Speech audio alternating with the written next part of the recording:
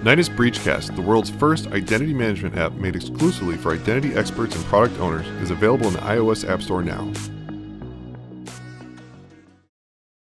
Hey everybody, welcome back to the Nidus Anarchy series. I'm your host Adam, CIO and co-founder of Nidus, and today we're going to be replying to a cool YouTube comment from Hexagram about the OpenVPN client that I showed on my phone.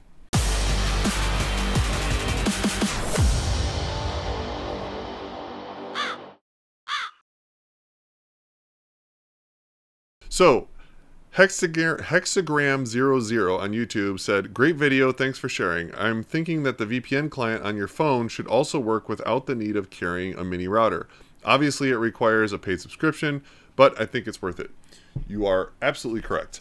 So I had two different VPNs on my phone. There was the ExpressVPN, which is a monthly, you pay it every month, and you can connect to all kinds of servers all around the world, and it works really great. I have it on my laptop, I have it on my kids' phones. My 8-year-old knows what a VPN is, and they know to use it and leave it on. So yes, you can absolutely do that, and it will replace the function of having to carry around the little mini router to show that you are in a different country, or just that you're having a secured VPN client. The only downfall is most of those two things. ExpressVPN, most of those servers that they use are known, so systems that are looking to see if you are being tunneled in from a VPN will know that you are, and then sometimes that will put blocks onto you and not let you access certain things or certain content based on that. So that's one thing. The next is, it's just a VPN into servers, so that means I can basically show that I'm in a different country that I'm not and have secured traffic, which is great.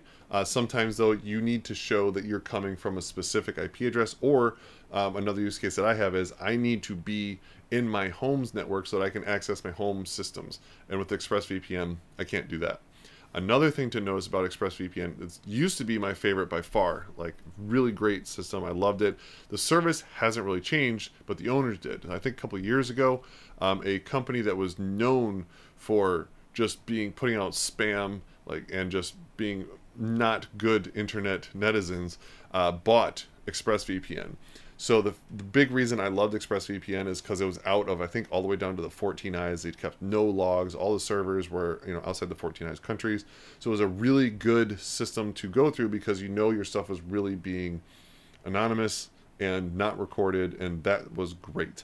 So with this company that now took it over, and I believe they're a Middle Eastern company. I should probably do a little more research on this, but I'm sure, the internet can figure it out. The company that bought them over, they're a little bit nefarious, so I don't 100% trust them anymore. I still use it though, so I trust it enough to use it, but I'm a little more wary and I'm a little more skeptic about when I use it. So with that, that's why I also have OpenVPN. So OpenVPN is free, open source VPN protocol, and you just connect to a specific VPN server that you set up. So I have the Dream Machine from Ubiquiti at home as my router, and I have an OpenVPN server running on there. So with the OpenVPN client on my phone, I'm VPNing directly into my router, so it looks like my phone is actually coming from within this network. So it looks like I'm in my house, it looks like I'm in my state, and I have access to all my systems within my house. And then I also know that my VPN is 100% secure because I'm the only ones with the logs. But at that same token, like I said before, all that traffic is coming from my house. So if I wanted to show that, hey, that I'm at my house and I'm actually in France or whatever, this is how that would work. But if I wanted to do something where I didn't want it to look like it was from my house, then I would not want to connect to OpenVPN. I would use ExpressVPN. And then hopefully everything I'm doing is good, because if I'm afraid about being monitored or logged, I don't think I would use ExpressVPN either. I don't do nefarious stuff like that anymore, really, knock on wood. So therefore, I'm not terribly concerned. I'm a big privacy advocate, so therefore I want the least amount of logging and monitoring of what I'm doing as possible, just because I just don't like to be monitored. And that's it. So that's why I have two different clients, ExpressVPN and OpenVPN. One is free, one is paid. They do different things. Now the router, again, both of those get rid of the router need for the phone. The reason I carry that little router is because then I also have my laptop, other devices that will connect to my Wi-Fi, and if I'm traveling with my family, they have their phones and their computers and whatever. So instead of telling them all to connect to the VPN and make sure they do the stuff and make sure they do the things, I just spin that thing up, and it's the exact same Wi-Fi SSID that's in my house. So when they turn their stuff on, it just automatically connects to the router, and everything is safe and secure. I don't have to tell them what to do. It's very simple, and it works a lot easier that way for me. So that's why I wind up using it. So yes, it will get rid of the router for the phone, but for the other stuff where you want to connect a bunch of other devices or other people, that's why I do that. So hopefully that answers your question. Thanks. Nidus has just created the first iOS app made exclusively for identity management professionals. It's called Nidus Breachcast, and you can download it now.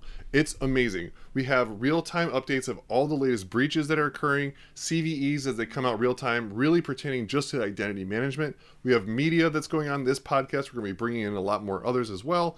And we even have a complete vendor list of all the identity management vendors and all their products, so you can find out exactly where to download their software, all the documentation. And what's even more awesome is an identity management glossary. All those crazy words and acronyms that we can never remember, they're all listed in there for you. No ads, just pure information to make your life simple.